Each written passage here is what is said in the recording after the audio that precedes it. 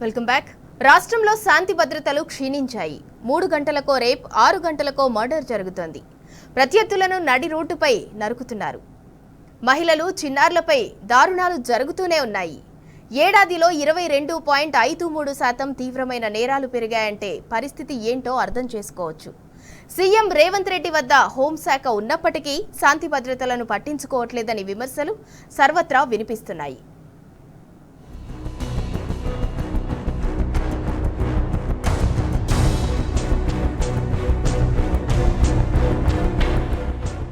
రాష్ట్రంలో నేరాలు పెరిగిపోతున్నాయి. మోసాలు, దొంగతనాల నుంచి లైంగిక దాడులు, హత్యల వరకు నేరగాళ్లు రెచ్చిపోతున్నారు.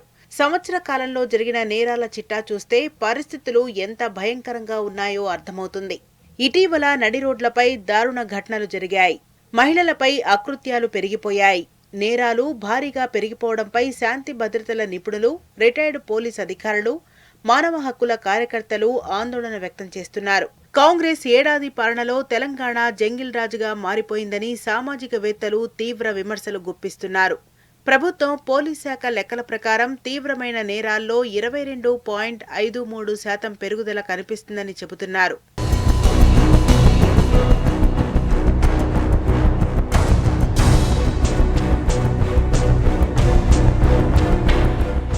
పాత నేరస్తులపై పోలీసుల నిరంతర పర్యవేక్షణ లేకపోవడంతో రెచ్చిపోతున్నారు.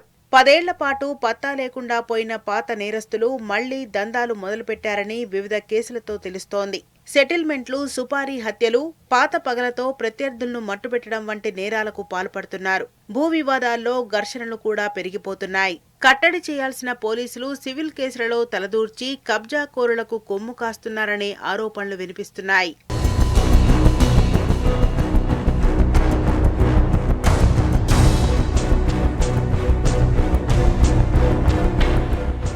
కేసీఆర్ హయాంలో పోలీసులకు మౌలిక సదుపాయాలు కల్పించారు. ప్రత్యేక వాహనాలు, సాంకేతికత అందించారు. దీంతో ఆపదలో ఉన్న శరవేగంగా సేవలు అందించేవారు. ప్రస్తుతం పర్యవేక్షణ లోపం వైఫల్యం వల్ల డయల్ 100 బాధితులు చెబుతున్నారు. 2022లో డయల్ 100 రెస్పాన్స్ టైం 5 నుంచి 6 నిమిషాలు ఉండేది. 2024లో ఆ సమయం 7 నిమిషాలకు చేరుకోగా ప్రస్తుతం 15 నిమిషాలు పడుతుందని బాధితులు ఆవేదన వ్యక్తం చేస్తున్నారు.